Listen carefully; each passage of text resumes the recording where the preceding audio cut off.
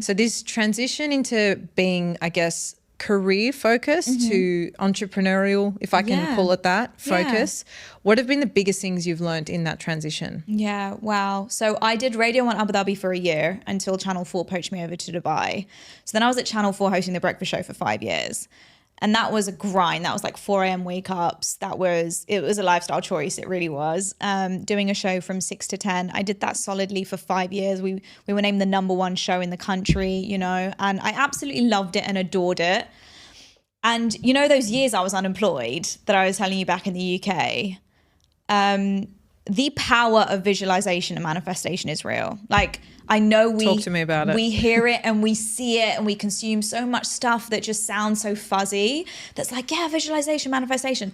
I cannot stress it enough. It is one of the key things that got me to where I am today. I agree. So I remember sitting there in my bed whilst I was crying because I was unemployed and miserable. Tissues in tow. Yeah, exactly. And I came to Dubai on and off growing up anyway. And I was like, you know what, let's just see what's out there.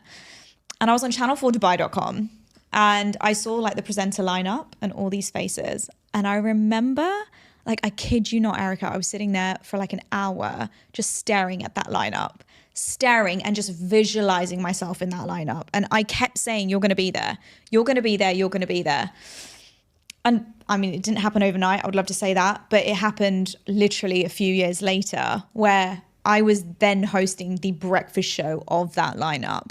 And so this kind of power of believing really changed the game for me.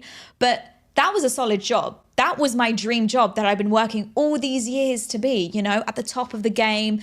For me as well, a female in radio. Females were generally considered kind of like giggle girls in radio.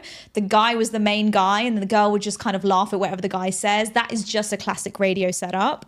I was really lucky because my co-host and me had a 50-50 share. You know, we were very much like equal voices. But I loved the show. And it just got to a point where I was like, it is time for a change. And you feel it in your bones, like, you know it.